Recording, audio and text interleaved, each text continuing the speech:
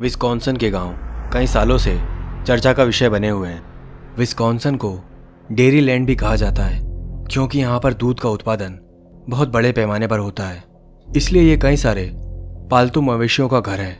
सन 1800 के दौरान इस एरिया में बहुत सारे जंगली भेड़िए भी थे जो अक्सर इन पालतू जानवरों को अपना शिकार बनाया करते थे।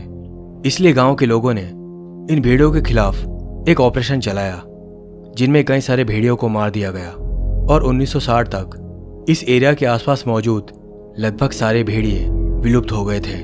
लेकिन कई लोगों का मानना है कि उस दौरान बहुत से भेड़िए बच निकले थे। यही नहीं, प्राकृतिक तौर पर उनकी शारीरिक संरचनाओं में भी बहुत बदलाव हुआ।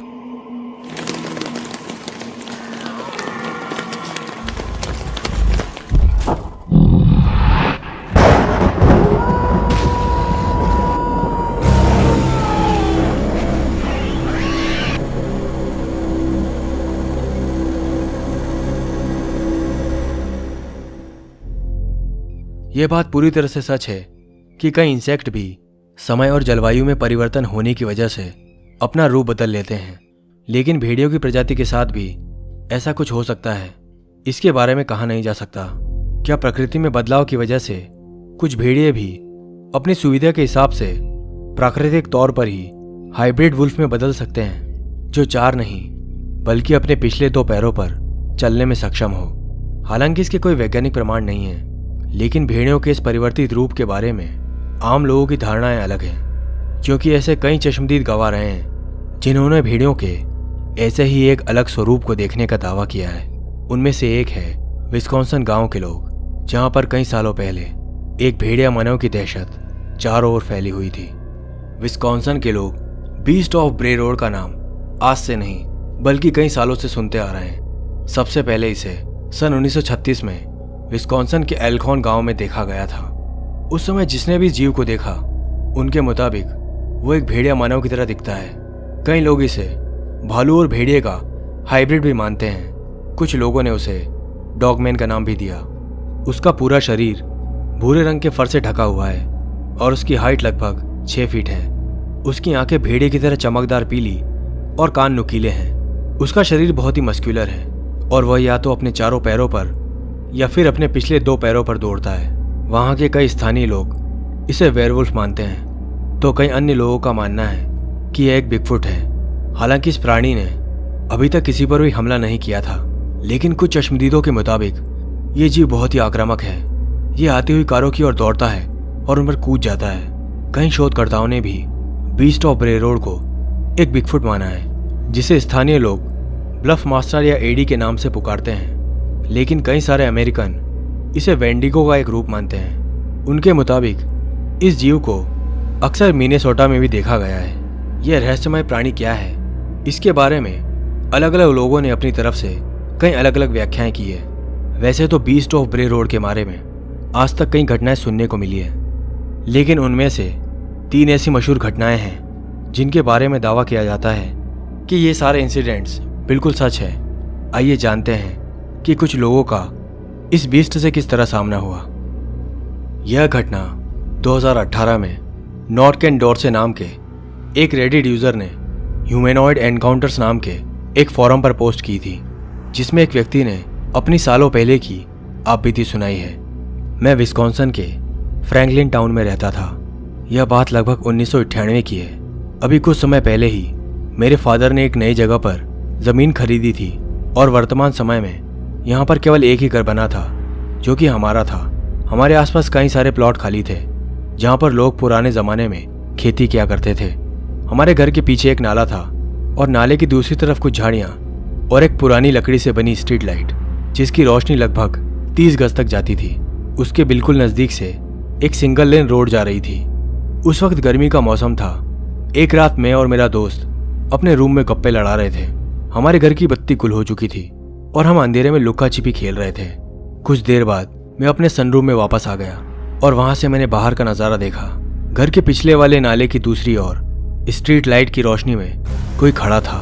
मैं एग्जैक्टली नहीं बता सकता कि वह दिखने में कैसा था, लेकिन वह किसी हंचबैक की तरह झुका हुआ था और बहुत ही गहरी और भारी सांसें ले रहा था। उसका वजन अंदाजन 80 किलो के आसपास होगा। उसकी पिछली टांगें बहुत ही मस्कुलर थी, लेकिन उसका सिर किसी कुत्ते या भेड़िए की तरह दिख रहा था और वो अपने 2 पैरों पर खड़ा था। लेकिन आम कुत्तों के मुकाबले उसकी हाइट बहुत ही लंबी थी। वो लगभग 6 फीट लंबा था। मैं ये बात आसानी से बता सकता था क्योंकि मेरे पास भी एक डॉगी था और उसकी हाइट इस प्राणी के मुकाबले बहुत ही छोटी थी। मैंने अपने दोस्त को बाहर बुलाया। उसने भी यह नज़ारा देखा। हमें समझ नहीं आ रहा था कि आखिर वो क्या चीज़ है। हम दोनों बिना शोर किए वहाँ लगभग 30 मिनट तक बैठे रहे।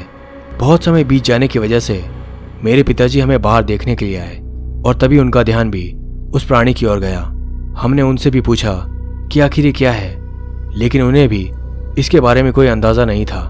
मेरे पिताजी वियतनाम के एक मशहूर पशु चिकित्सक थे और तभी जिज्ञासावश मेरे पिताजी उस प्राणी को देखने के लिए बाहर गए। उनके पास एक पुराने ज़माने की मेगालाइट थी जो बहुत ही तेज़ रोशनी देती थी।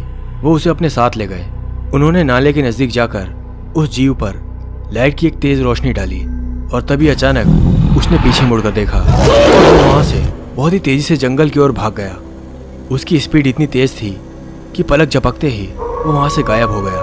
वो जानवर मुझे किसी पौराणिक जीव की याद दिला रहा था। यह घटना मेरे लिए उन यादगार पलों में से एक है जो मैं जिंदगी में कभी नहीं भूल सकता। इस तरह की घटनाओं के बारे में आप ज़्यादा बात भी नहीं कर सकते, वरना लोग आपको पागल समझते हैं। आज इतने सालों बाद जब मैंने उसके बारे में सुना तो मुझे एक किस्सा याद आया कि इस जीव को तो मैं बहुत पहले ही देख चुका हूँ। डोर्से ने इस घटना का उल्लेख तब किया जब स्टीव क्रूगर नाम के एक व्यक्ति ने सन 2006 में अपने साथ हुई एक रहस्यमय घटना के बारे में एक टीवी चैनल को इंटरव्यू दिया था। स्टीव के बारे में हम लोग आगे बात करेंगे। उससे पहले हम जानेंगे एक दूसरी घटना के बारे में जो इसी ब्रे रोड के इर्द गिर्द घूमती है। बात है 31 अक्टूबर 1999 की, जब एक यंग वुमेन जिसका नाम डोरेस्टिन गिब्सन था, जो ड्राइविंग करते हुए ब्रे रोड से होकर अपने घर की ओर जा रही थी। यह इलाका डेलवान के पास का था। अभी उसकी कार हॉस्पिटल रोड के चौराहे पर पहुंची थी और कुछ सेकंड्स के लिए वो जैसे ही रेडियो का चैनल चेंज करने के लिए नीचे झुकी, अचानक उसकी कार का दाहिना पहिया जमीन से ऊपर उछल गया, जिससे डोरेस्टिन घबरा गई क्योंकि उसकी कार किसी चीज से टकराई थी। उसने तुरंत कार रोकी और हड़बड़ाहट में कार से बाहर निकली, यह देखने के लिए कि आखिर उसकी कार किस चीज से टकराई थी। लेकिन रोड पर उसे कुछ भी नजर नहीं आया। वहां पर ना तो कोई पत्थर था और ना ही कोई ब्रेकर। वो बहुत ही कंफ्यूजन में थी। उसने सड़क के किनारे भी देखा जहां दूसरी तरफ बहुत ही घना जंगल था। अभी कुछ पल बीते ही थे कि उसने देखा सामने के जंगल से एक काले रंग का विशालकाय प्राणी उसकी तरफ दौड़ते हुए। उसका शरीर फर से ढका हुआ था। उसे अपनी ओर आते देख वो बुरी तरह घबरा गई और जल्दी से कार में लौट आई। उसने कार स्टार्ट करके जैसे एक्सेलरेटर दिया, वो दौड़ता हुआ प्राणी उसकी कार के ट्रंक पर कूद गया। क्योंकि उस वक्त हल्की स्नोफॉल हो रही थी, इसलिए कार की सतह बहुत ही चिकनी थी। वो प्राणी बहुत ही भारी भरकम था। इसी वजह से वो ज़्यादा देर तक कार को पकड़ नहीं सका और ट्रंक से फिसल कर नीचे गिर गया और डोरेस्टिन वहाँ से तेजी से निकल गई। शाम को डोरेस्टिन दोबारा उसी जगह से होकर निकली। इस बार उसके साथ एक छोटी बच्ची भी थी। क्योंकि उस दिन हैलोवीन था, इसलिए वो बच्ची को ट्रिक और ट्रीट के लिए बाहर घुमाने लाई थी। इस बार भी उसने उसी जगह पर सड़क के दूसरी ओर उस प्राणी को देखा और अपनी कार के दरवाजों को लॉक कर लिया। वो बहुत ही अचंभित थी। उसे लगा वह कोई भालू होगा और कार से टक्कर लगने की वजह से वो आक्रामक हो गया। अगले दिन उसने ये बात अपने पड़ोसियों को भी बताई। उसकी कार पर बहुत सारे स्क्रैच पड़े हुए थे। जब ये बात आसपास के अन्य लोगों तक पहुंची तो डोरेस्टिन को पता चला कि वो अकेली नहीं थी जिसके साथ इस तरह की घटना हुई है। एक कपल ने भी उन्हें इसी तरह की एक घटना के बारे में बताया जो उस वक्त से लगभग 10 साल पहले घटित हुई थी और उनका भी उसी रोड पर इसी तरह के एक प्राणी से सामना हुआ था। डोरेस्टिन के साथ घटित हुई यह घटना रिप्लीज बिलीव इट और नॉट नाम की एक किताब में भी प्रकाशित हुई थी। जब अपना कॉलेज खत्म करने के बाद स्टीव को रोड सैनिटाइजेशन की जॉब मिल गई थी। उसका काम था रोड एक्सीडेंट में मारे जाने वाले जानवरों को सड़क से उठाना और रोड को साफ करना, साथ ही ये भी रिपोर्ट करना कि एक महीने में उस रोड पर कितने जानवर एक्सीडेंट में मारे गए। उस दिन स्टीव ब्रे रोड से दूसरी तरफ नॉर्थ साइड में ड्यूटी कर रहा था। उसके साथ जो कुछ हुआ उसे सुनकर किसी का भी दिल दहल जाएगा। स्टीव ने अपने एक इंटरव्यू में अपनी आप बीती सुनाई। मैंने घने जंगलों से होकर गुजरती हुई सड़कों पर लगातार काम किया है और उस दौरान मैंने कई सारी अजीब चीज़ें देखी है। लेकिन इस तरह की घटना मेरे साथ आज से पहले कभी नहीं हुई थी। ये बात है सन 2006 की, जब मुझे हिल रोड पर एक्सीडेंट में मारे गए हिरणों को उठाने का काम मिला था। यह हिल रोड वॉशिंगटन काउंटी के उत्तरी ब्रे रोड पर स्थित है। वह शाम का समय था, सब कुछ बिल्कुल सामान्य सा था। मुझे ऐसे किसी भी घटना के होने की आशंका नहीं थी जो मुझे इतना डरा देने वाली थी। मैं हिल रोड पर ही ड्राइव कर रहा था, तभी अचानक मुझे सड़क के किनारे एक मरा हुआ हिरण दिखाई दिया। मैंने उसके नज़दीक जाकर कार रोकी। मैं कार से बाहर निकला और उसे उठाकर अपने पिकअप ट्रक में रख दिया। उसका वजन लगभग 80 पाउंड के आसपास होगा। मैं दोबारा कैब में लौटा और अपना पेपर वर्क करने लगा। कुछ ही पलों बाद अचानक मेरी गाड़ी को हल्का सा धक्का लगा। मैंने सोचा कि कोई पेड़ की शाखा टूटकर गाड़ी पर गिरी होगी और इसीलिए मैंने उसे इग्नोर कर दिया और मैं फिर से अपनी फाइल में कुछ लिखने लगा। और तभी एक बार फिर से मेरा ट्रक दोबारा हिलने लगा और तब मुझे रियलाइज़ हुआ कि मेरे ट्रक की ट्रॉली में किसी भारी भरकम चीज़ की वजह से पूरा ट्रक हिल रहा था। मैंने पीछे मुड़कर देखा और टॉर्च की फ्लैशलाइट जलाई और उसकी रोशनी में मैंने एक विशालकाय जीव को देखा जो लगभग 7 फीट लंबा होगा। वो मेरी ट्रॉली में रखे हिरण को चीर फाड़ कर खा रहा था।